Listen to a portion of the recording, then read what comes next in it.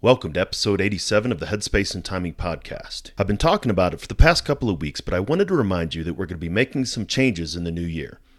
As of 1 January 2019, you won't find Headspace and Timing on the Change Your POV podcast network. All of the HST episodes will be available there, so you can go back and listen if you just recently found us. You'll be able to find the show on iTunes, Overcast, Google Play, Spotify, Stitcher, and several other platforms. You'll have to subscribe to the show wherever you find your podcasts. As always, I want to thank Eddie and Bennett and the rest of the guys at the Change Your POV podcast for helping us launch this critical conversation about veteran mental health. Today, we're having a conversation with Meree Craig, the co-founder and executive director of the Commit Foundation, an organization whose mission is to help exceptional American service members and veterans into successful roles and careers after their military service. All of the men and women who serve our country know how to make their uniform look good, know how to stand and show up in formation and say, Roger that, and move out and get things done. And so they're really good at doing that from 9 to 5 and then coming home and sort of falling apart as they cross into their home. And really my ultimate goal in starting this foundation was, I think, we all deserve to be happy, but certainly the 1% that have chosen to fight on behalf of our country and defend our way of life, if we can't help them feel that purpose on both sides of the house, both personally and professionally, then I think we're just failing. Welcome to the Change Your POV podcast network. You're listening to Headspace and Timing, a show dedicated to breaking down the stereotypes about veteran mental health. My name's Dwayne France, and I'm a combat veteran of both Iraq and Afghanistan. After I retired from the Army, I took on a new mission as a clinical mental health counselor for my fellow service members.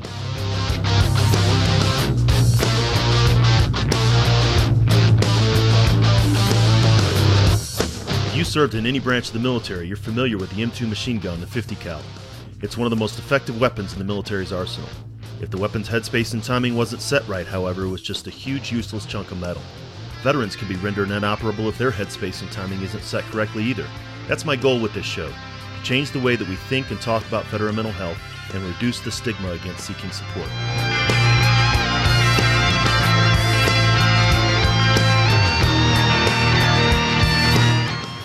Each week, we'll talk with mental health professionals, veterans, and those who support veterans, service members, and their families. We're going to have real and honest conversations about a topic that most just don't like to talk about, veteran mental health. Let's jump into this week's conversation.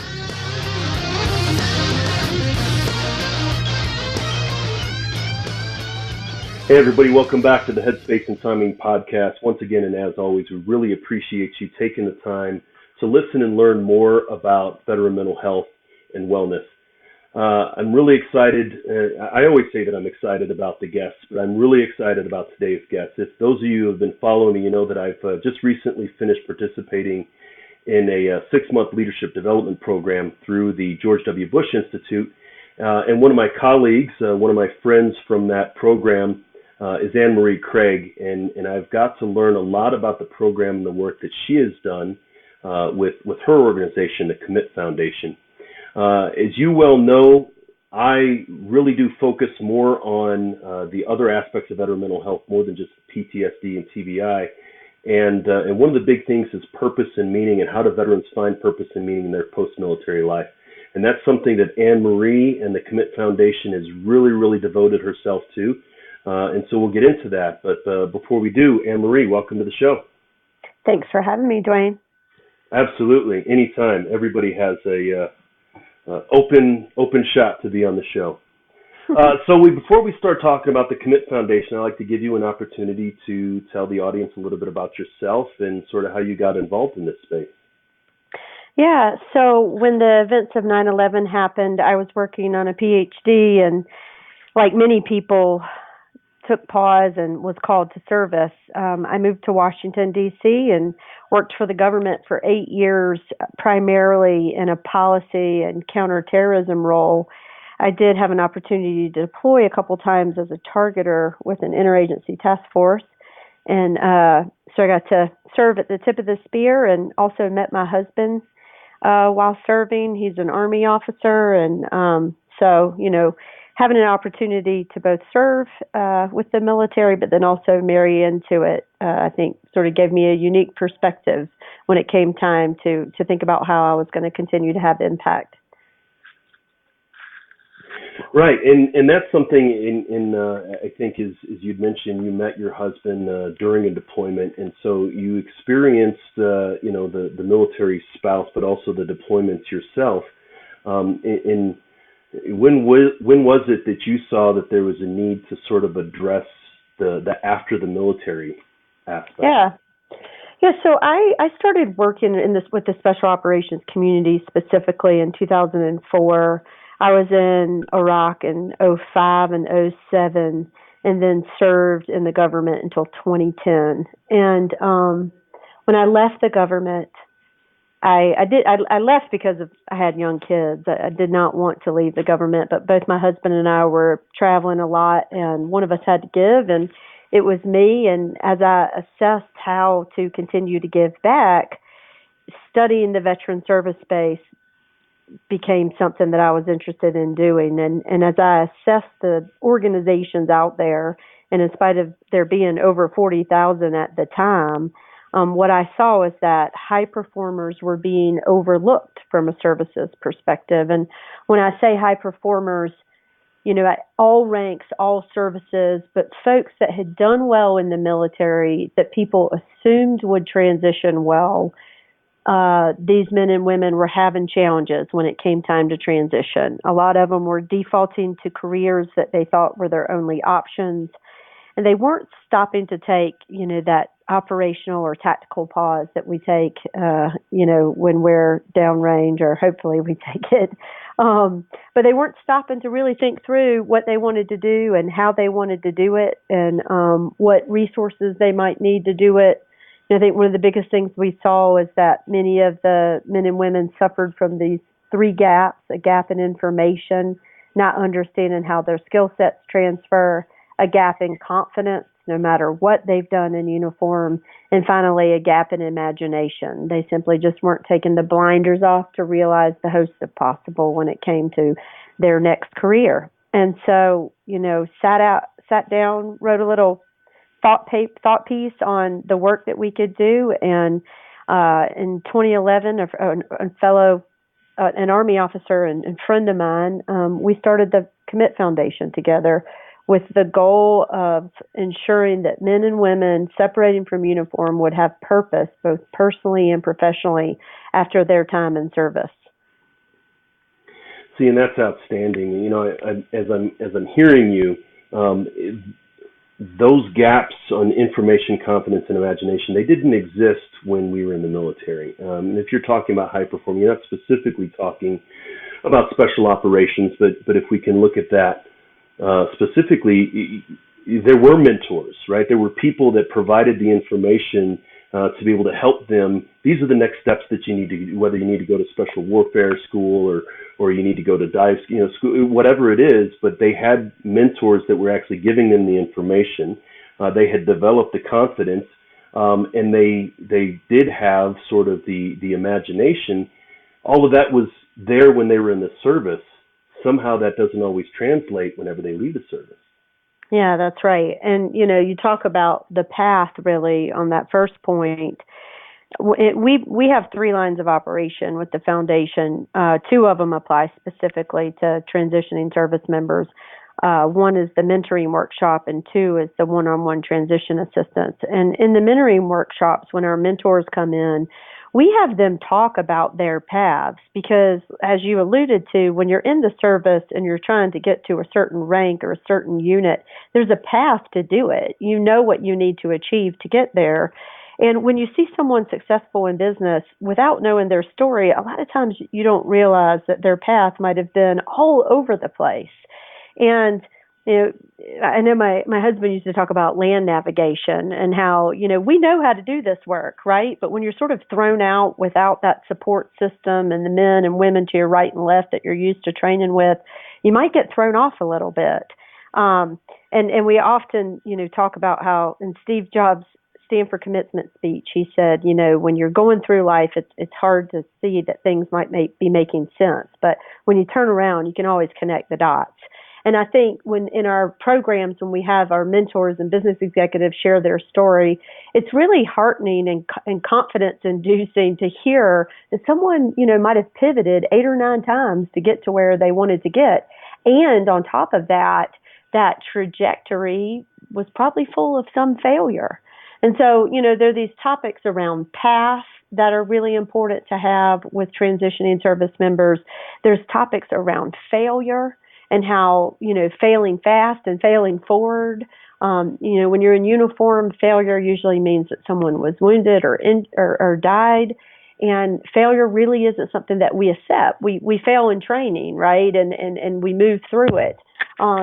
So again, and the way we involve mentors in our programs to help them think through some of those things that they leaned on, whether it was somebody mentoring you, in the military, you're always sort of working yourself out of a job because you're going to get a new assignment, really empowering that mindset once they transition to know that because they've been through these many transitions, because they know how to mentor, because they know how to lead, they too will be successful. They just, it's really interesting that people with so much confidence in uniform can really be stripped of it once that uniform and unit is taken away. And I don't think it is the uniform and unit itself, right? I mean, it's not a false skin, but as you said, it's the familiar environment. It's the people to our right and our left. And you didn't even start looking at the veteran transition space until you were outside the gate, so to speak, and you were out of the government. That there is not just the 3 gaps that you identified, but the gap between when people were in the service versus when they're out of service, that gap needs to be bridged. Absolutely. I mean, I think that we're sort of doing ourselves a disservice by not getting to the left of this and maybe starting. Well, a lot of people say you should start transition from the day you join, right? And really have services invest in individuals and their professional development and really ensuring that they are on a timeline that makes sense when it comes to their transition, and that you're really, I always say, in an ideal world, someone starts to work on their transition, with real intent about 18 months prior to separation. I think those first 6 months should be spent on self-identification. The military does a great job of stripping people of their individuality, and it serves the mission well. But sort of self-identifying again, and then about 6 months of exploration around industry and what their actual skills and strengths and passions and values are, and then 6 months of exploration of hard opportunity. And so, yeah, I definitely believe we could get a little bit ahead of where we are these days when it comes to next steps. See, and that's my own personal experience. And as I look back, as you said, looking back in retrospect, I actually started planning, quote unquote, what I was going to do 7 years before I had actually retired, right? And it was about 16 years out that I said, I know I want to change. I didn't want to be a truck driver. That's what I was in the Army. I didn't want to drive trucks after. I didn't want to be a fleet management. I didn't want to stay in logistics or transportation. I wanted to do something different. And so I started, in that backwards planning. What do I need to do to get to where I want to go? I'm sitting here with no degree whatsoever, and I know I need a master's degree to do what I want to do. How do I get there? And even with that, those 7 years that I planned, and then my wife and I decided probably when I got back from Africa was May of that year, and we retired August of the following year. So I had about that 18 months, and it still didn't feel like long enough for me. And I had a pretty good transition. And it's challenging to really get people to change their mindset to look at that kind of reinvention of themselves. Well, I applaud you because after being in this business for 7 years, I think you're an anomaly. The fact that you were thinking about it 7 years out, it's a little. I think a lot of people think it, particularly those that are a little bit longer in the tooth, that are 20 plus. I think a lot of those guys think it's going to be a lot easier to transition than it is. Sometimes unfortunately, some of our most talented guys, that are getting out at '06 with PhDs and tremendous careers have a really hard time readjusting. And so, again, I think you're an anomaly in that you took the time to think it through. And that's an excellent point. We actually had General Don Bolduc on the show about a month ago, and he said exactly the same thing. He said that you would think that me getting out as a general officer, the transition would be easy, but it really wasn't. And if it's not easy for me, it's not easy for the people who aren't me. And his focus was really like, we need to pay attention to the psychological impact of our services, and bring that into transition. And that's what the Commit Foundation does, is you do understand the psychological as well as the personal and the employability and everything else. For sure. I'm a huge fan of Donnie Bolduc and his brother Dave. I was blessed to work with both of them in the Pentagon years ago. And I appreciate how Don is an advocate for the mental health side of our work. I won't lie to you, and it probably took me a while to admit this, but about 10 months into working the foundation, I'm laying in bed sort of staring at the ceiling and realizing that I had about 86 transitioning service members in my queue, but the one that needed the most help was lying right beside me. My husband had a pretty significant traumatic brain injury in 2005 in Afghanistan, didn't really share the effects of it with me until about 7 years later. I had been noticing a lot of things over 2 years. So, I know more about the mental health side and more about traumatic brain injury and post-traumatic stress than I care to, in all candor. But a lot of it was very much driven from my own home and our own experience. We unfortunately lost a dear friend who was a Marine to suicide in 2015. And so while I don't consider myself a subject matter expert by any means on TBI or PTS, I do know a good bit about it and have participated in some brain work. And I really do like to believe that the Commit Foundation takes a non-clinical approach to mental health, and that by ensuring men and women who are getting out take the time first to, again, assess what their values are, assess the type of life that they want to lead, really think through, how are they getting to work? What are they wearing to work? How many times are they picking their kids up? Are they coaching Little League? All of these things about really building a life with the elements that make you what you are. If you don't stop and think about that, and all you focus on is how much you're going to make and what your salary is, everything else is going to fall apart. And so I do think that the work that we do, we have LCSWs that work on our team.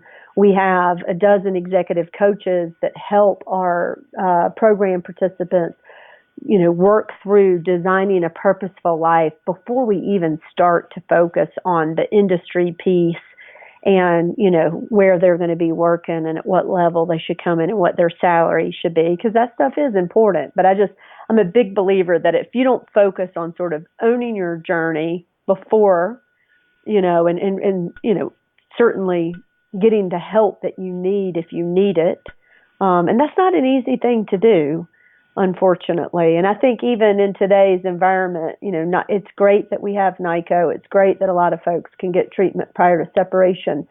Some of the guys that separate before they own their combat stress, I think sometimes it's a little bit harder for them to get after what they need. We do have some relationships with the Center for Brain Health and the Marcus Institute, and, want to continue to grow best-in-class ecosystem so that we can make smart referrals and get folks to the clinical help that they need. But the Commit Foundation definitely, I think, operates in the non-clinical side of mental health by really helping people understand and prioritize what it is that's important to them so they can take that into their next life. Well, sure, it's preventative, right? I mean, if you use a personal trainer, you're not going to injure yourself and require a physical therapist, right? If you engage with a nutritionist, you're not going to get to the point where you need, somebody to help you with diabetes, right? And so the Commit Foundation and organizations that try to help veterans to take care of these things before they become a crisis ensures that those individuals who are truly at a crisis point or beyond can get the help that they need. And that sounds a lot like what you're doing is you're heading things off the path before they get too far, while at the same time being able to help those who as you said, who do need the help, get to the help that could benefit them. Yeah, you're right. I mean, we really pride ourselves on ensuring we know who the right people are to make referrals. I think the veteran service space does itself a disservice when an organization tries to solve it all or build a program to solve the next challenge, and that we as individual organizations need to focus on doing what we do well. And Commit does people and relationships really well, and we get to know people and we meet them where they are, and we build solutions around them. And a lot of that involves partners, right? A lot of it involves we work very closely with the station. I live in Bozeman, Montana, and we work very closely with the Station Foundation out here, which is a program that focuses on the reintegration of a soft warrior back into his family. And that's just one example. We work with Service to School when it comes to education. I've already mentioned the folks that we turn to for brain work, and again, it's really about building sort of a coalition of experts across the space to help solve the various challenges. See, and that's very beneficial. But one thing that you mentioned before that you really focus, the Commit Foundation focuses on, is trying to bring meaning and purpose back, both personally and professionally. And this is, as longtime listeners know, that this is something that I harp on, that veteran mental health also includes mental wellness, and it goes beyond just PTS and TBI. It includes finding that meaning and purpose. When we were in the military, and even as you served, Meree, you didn't want to leave the government because it had so much meaning and purpose, right? You were in many ways probably at the point of history more than I was even, and somehow, or when we leave the military, we lose that meaning and purpose. And the Commit Foundation is really focused on instilling that again. Yeah, and I'll tell you, I mean, I think one of the greatest things about our team is our authenticity. I tell my team all the time that if a program participant were to have a transactional experience with our organization, that we might as well shut our doors. Again, I think that it's really important that organizations that are serving our veterans are not prescriptive about the work, that they meet men and women where they are in their journey and really tailor solutions to them. We preach that the veteran service space inaccurately measures itself on the quantity served rather than the quality of its service. And so that is a drum that you will always hear both me and just everybody that is a part of the organization preach, because with 200,000, and if you want to include Guard and Reserve, up to 250,000 people transition in a year, when you think about the amount of resources and time and energy and people and projects and programs that we throw at that transitioning population, we really are missing the mark by not stopping and doing that on an individual level and instead just focusing on mass. So, yeah.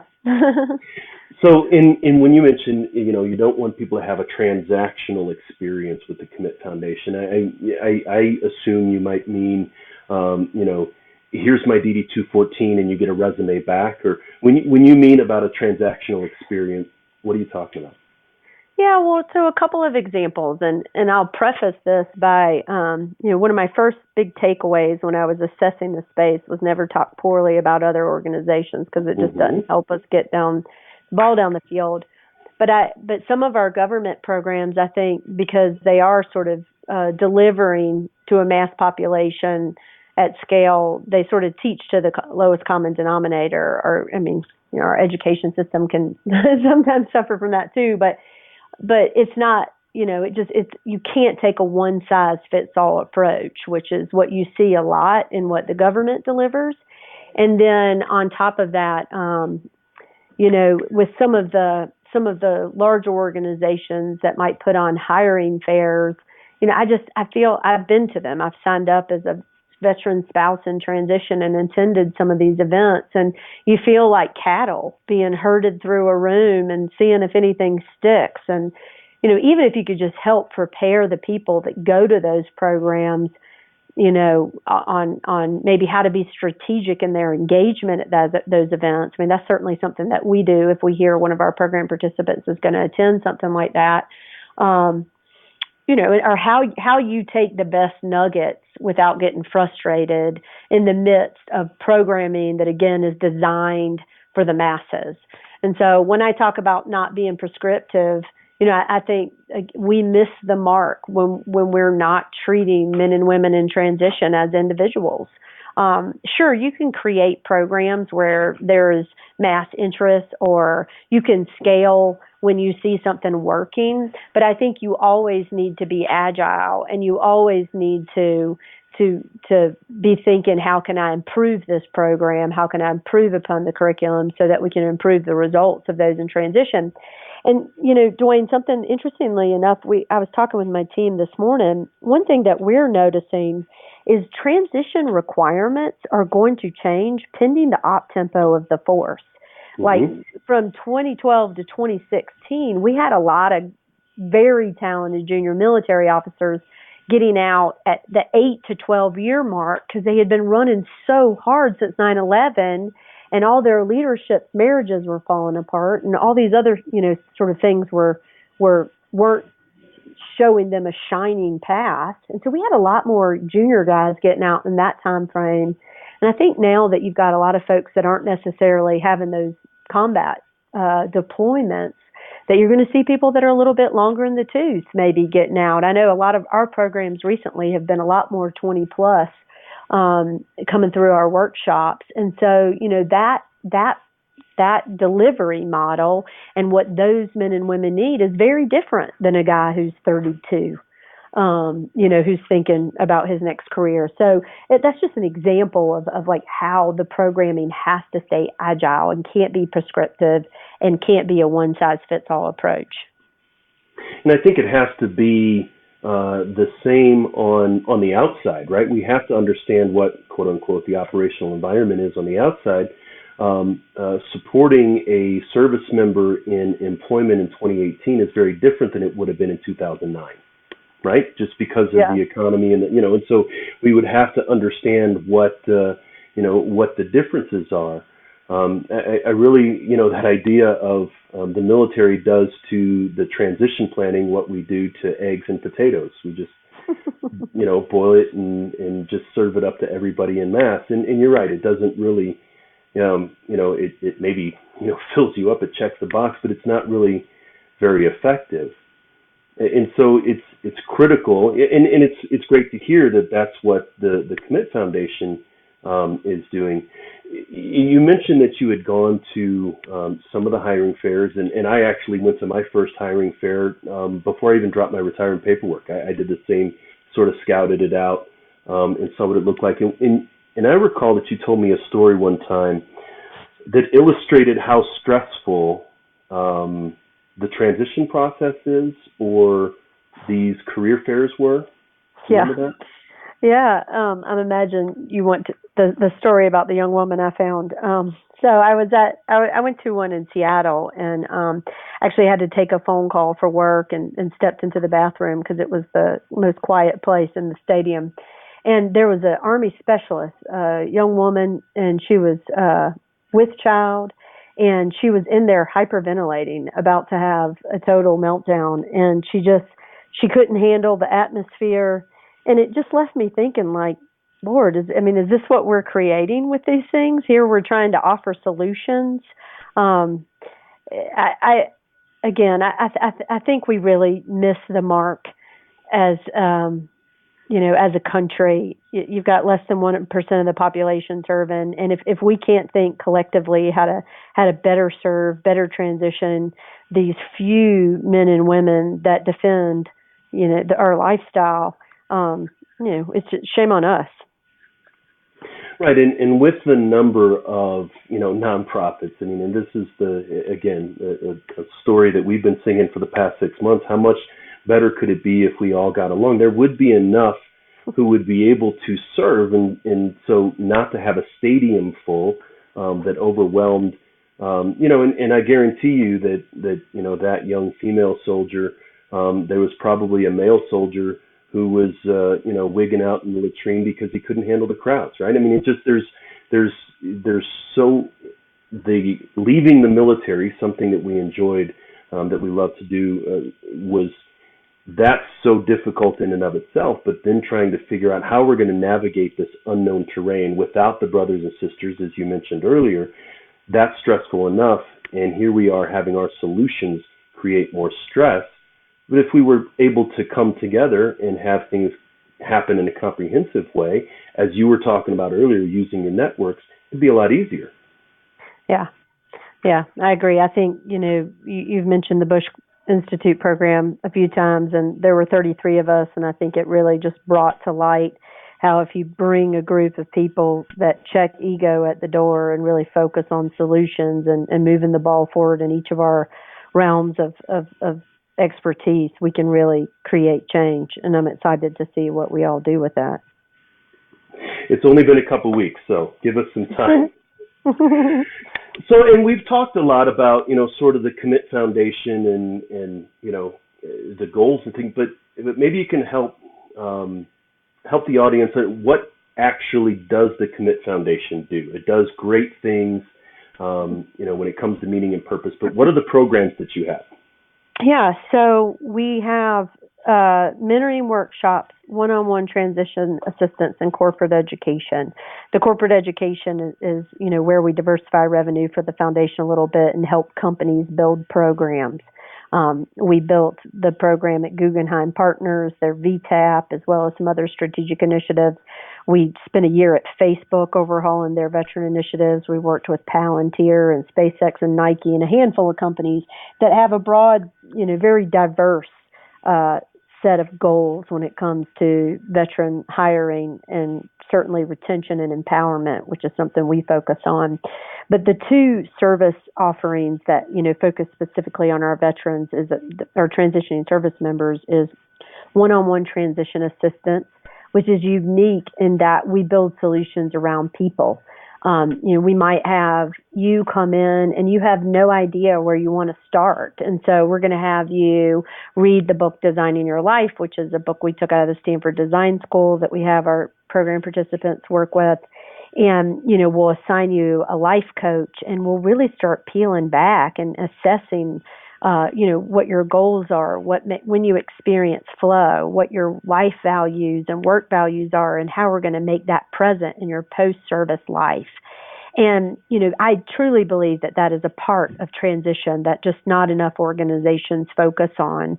And so we'll do some of that soft skills work, if you will, and then an assessment of the hard skills, right? So like if you want to get into business and you don't know how to do financial modeling, and that's going to be a requirement for, a position you're looking at, then we will send you to Training the Street or to do some work with Coursera or General Assembly or we've built 2 general management certification programs, one at Stanford and one at Dartmouth. And, maybe we need to ensure that you've got marketing and comms and some general management skills so that you can be more effective in business. Someone else might come in and know hands down that they want to be a consultant, but they don't know how to do case-based interviews. So we might just start with them doing case-based interview coaching. So again, we're really big about tailoring solutions to people. Very early on, people used to question whether we could scale that or not. I think we're proven that we can. And our goal is to spread that message and that process across the space so that more people will take a one-on-one approach when it comes to transition. And then the mentoring workshops and these two service offerings are not mutually exclusive. And I think one beautiful thing about Commit is that, if you want to participate in our services and, there's not a workshop until October, like you could start in one-on-one transition, in June and then go to a workshop when it made sense. We do about 10 workshops a year, but the one-on-one transition is a constant. And so people can enroll in either program. The mentoring workshops are 2-day events all across the country. We let our program participants drive our services and drive our programming. So, we've done programs in Houston because we've had a lot of folks interested in energy, oil, and gas. Annually, we do a program in Silicon Valley because there's always such a desire for folks to get to the tech scene.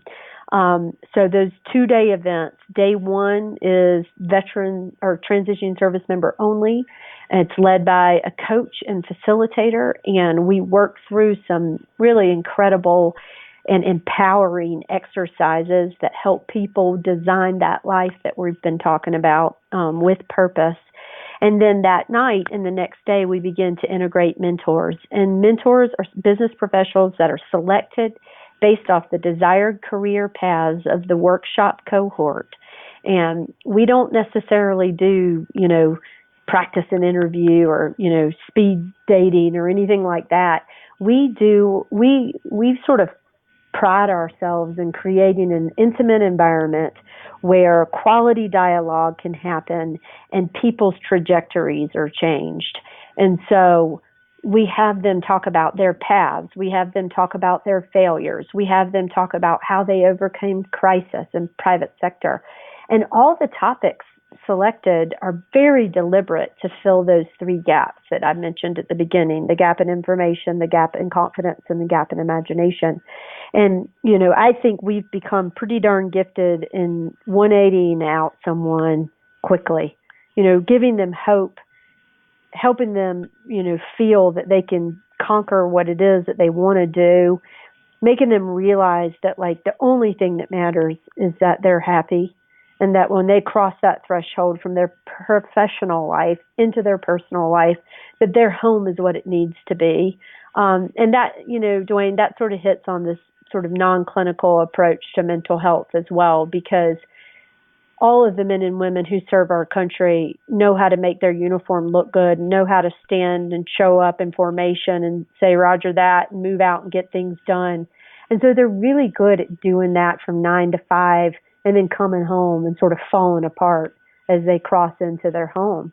And really my ultimate goal in starting this foundation was, I think, we all deserve to be happy, but certainly the 1% that have chosen to fight on behalf of our country and defend our way of life, if we can't help them feel that purpose on both sides of the house, both personally and professionally, then I think we're just failing. So it's a big passion of mine, and certainly what underlies and drives our programming.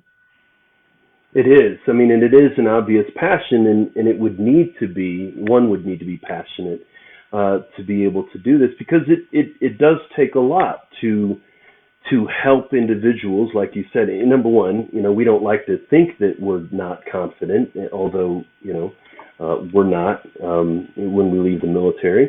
But also just that idea of striking out and doing something different than we did for the last 20-something years, not just different career-wise, but different culturally, right?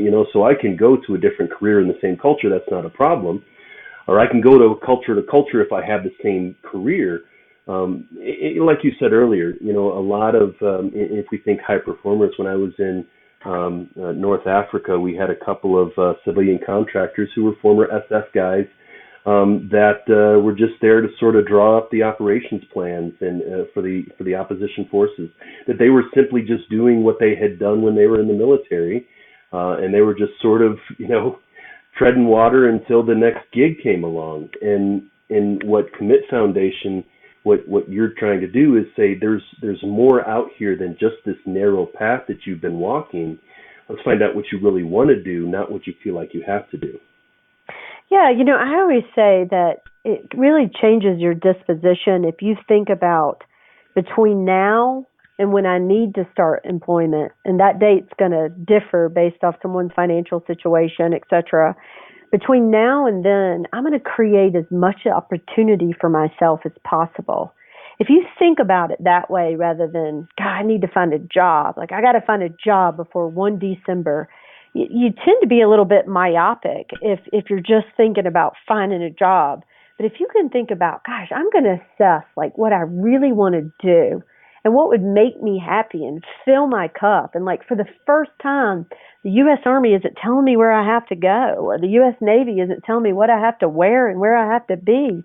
I mean, this is a blank canvas, and it actually doesn't have to be daunting. It can be empowering.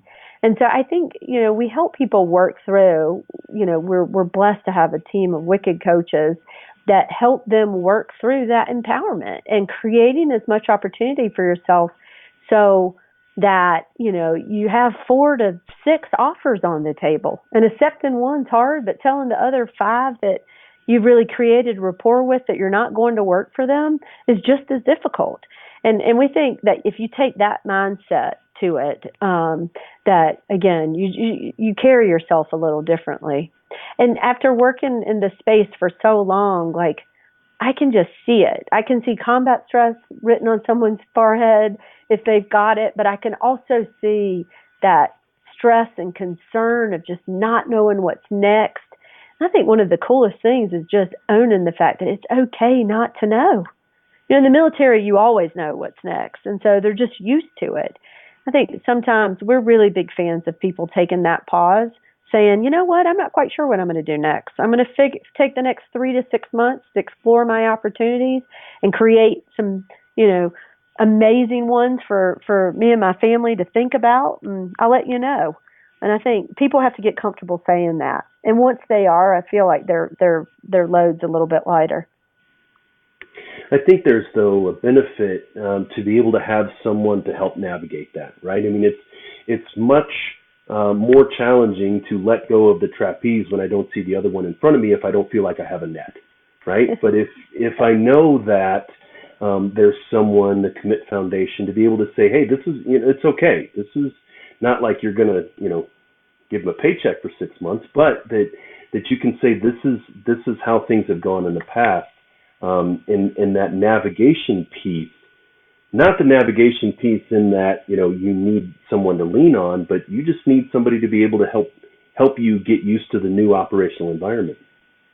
Yeah, I think very early on with Commit, we learned that the best gift that you can give someone, and I would argue this is veteran or non-veteran, but the best gift you can give someone is a coach. And I think that if people turn down, if service members in transition turn down the offer for a coach, that they're making a big mistake. It is a huge asset to have a third party that has 0 cards in your game, that has the tools to help you think through things, like use them to your benefit. And if you get offered one coach from the Commit Foundation and another coach from, the Honor Foundation, use them both. Use them for different things. I know coaches that have, transition service members that have used one coach to work through personal stuff and the other coach to work through some professional stuff, or maybe a salary negotiation, or, honing in on what my 3 goals should be. It is such a tool to work with a coach who has the resources to help you move the ball down the field. It's everyone that comes to our program gets offered a coach, and I just feel really blessed to be in a position to offer that to them. No, and I couldn't agree more. And, semantics, a coach, a mentor, I absolutely would not be where I am if it weren't for my mentor. We had her on the show, Danette Patterson.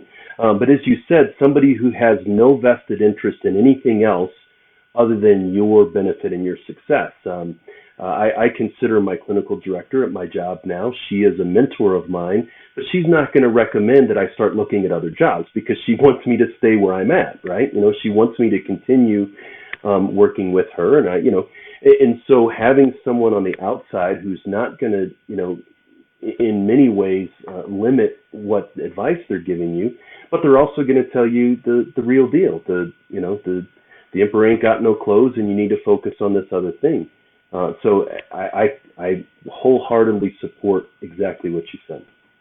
Yeah, we are really, I'm excited. In January of 2019, the Commit Foundation is launching a new web platform where people will be able to participate in our workshops online, curate mentor panels online, and most importantly, we've built a veteran transition coaching platform, which is a 7-step program that involves about 10 hours with an executive coach.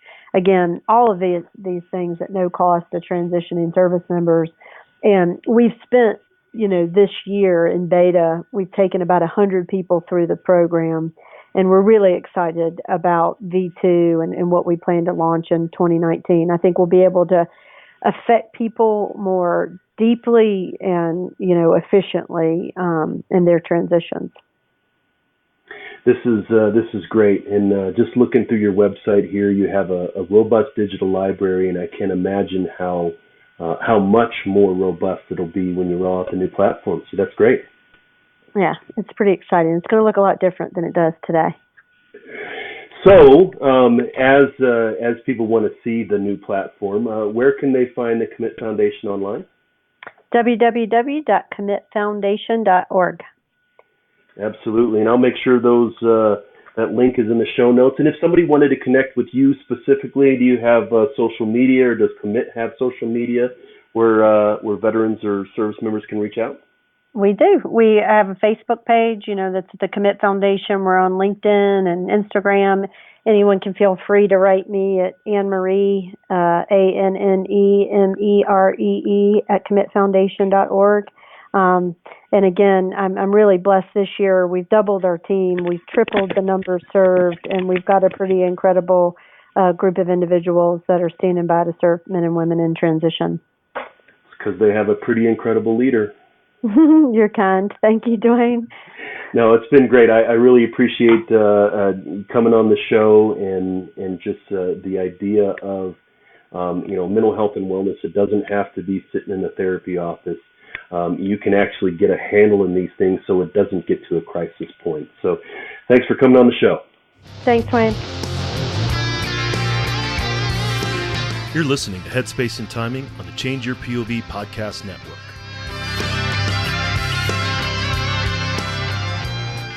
I'm glad to have been able to have Anne-Marie on the show. As she mentioned, the Commit Foundation focuses on wellness, but not in a direct clinical way. Not every veteran needs to sit down and talk to a mental health counselor, any more than you need to take your car into the shop for a tune-up or overhaul every week. Sometimes, sure, there's more going on under the hood or in your head, and we need to take it to someone who can apply a bit of expertise, but sometimes it just takes someone who's been farther down the path than you to help show you the way. Anne-Marie talked several times about the 3 gaps: the gap in information, the gap in confidence, and the gap in imagination. When I tell people that I wasn't a mental health professional when I was in the Army, they're often surprised. Many veterans feel like they should just continue what they were doing in the military, and others in the veterans community feel the same way. It took me seeking mentors and coaches to give me the information I needed to avoid making mistakes, to give me the confidence to step out into the unknown, and to show me what else was possible, to pick my head up and help me imagine a different future.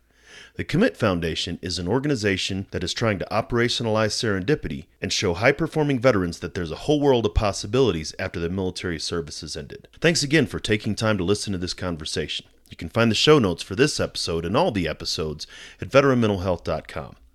So next week is Christmas Day 2018. It'll all be the last Tuesday of the year, the last Headspace and Timing episode of the year, and the last episode that you're going to find on the Change Your POV podcast network. I'll still be hanging out with the guys. As a matter of fact, the first episode of the new year and the new platform will be the guy that started this whole mess, Eddie Lazary. Next week, though, I'll be taking a look back at 2018 and maybe even beyond that, and give a look at the new changes. Until then, stay focused and be well. I'd like to thank the Change Your POV podcast network for hosting this show and highlighting the critical importance of veteran mental health. We want to hear from you. You can reach out to me via email at dwayne@veteranmentalhealth.com. You can find me at Twitter at @TheCounselingVet, or head on over to Facebook and look for the Change Your POV squad. You can find the show notes for this episode and all the episodes by going to veteranmentalhealth.com or changeyourpov.com. Sign up for updates on either or both so you don't miss another episode. While you're at it, check out the other great shows on the Change Your POV podcast network. The show about remembering our military history and reviving our warrior spirit, Changing Hearts and Minds. The show about outdoor activities that us veterans love so much, Neophyte in the Woods. The show that helps us get going at the beginning of the week, Motivation Monday. And Attack Fridays, the show that brings you actionable tips, tricks, and coachable knowledge to help you make the best of your transition. While you're checking out the other shows, drop us a review in iTunes or whatever podcast platform you're listening to. The reviews really help spread the word about what we're doing. If you're looking for the total package for all the information you need to live the life you want after leaving the military, you found it. If you know of a buddy who's looking for the same info, share it with them so they can find it too. I want to thank Doc Todd for his permission to use his track, Not Alone, from his amazing album, Combat Medicine. Doc Todd is somebody who's trying to bring veteran mental health out of the darkness and into the light, and you can get the album by going to therealdoctodd.com. Check it out, because remember, veterans, you're not alone. Ever.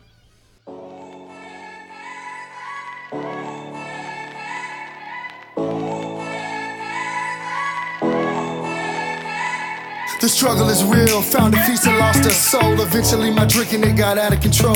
There in darkness I roam, struggling to find home. See, suddenly death didn't feel so alone. 22 a day, destination unknown. It could have been avoided if you picked up the phone, but now you're gone, so I guess all we get is the tone. Nothing but bone weeds, overgrown, pushing up stones.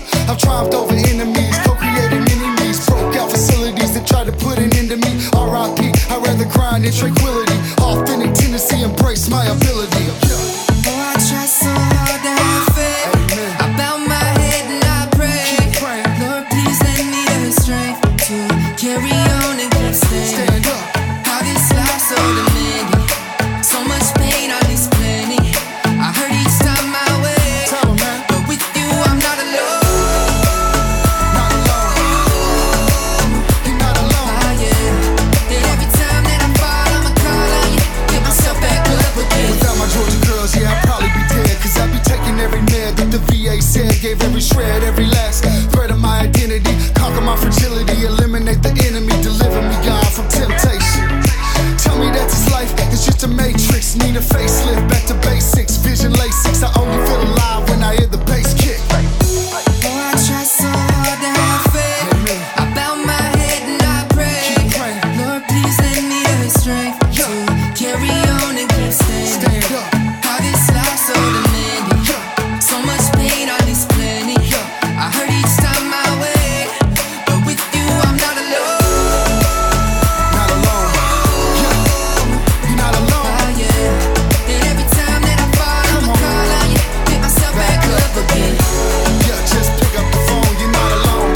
Just pick up the phone, you're not alone, man. Just pick up the phone, you're not alone. Yeah, pick up the phone, I'm right here. And I love you guys. Take those bottles out, dog, and pour them in the sink. Take the needles out your arm and the gun away from your forehead. It's time, man, you've been through enough pain, stand up. It's time to stand back up. All my veterans, man, Army, Marine Corps, Navy, Air Force, Coast Guard.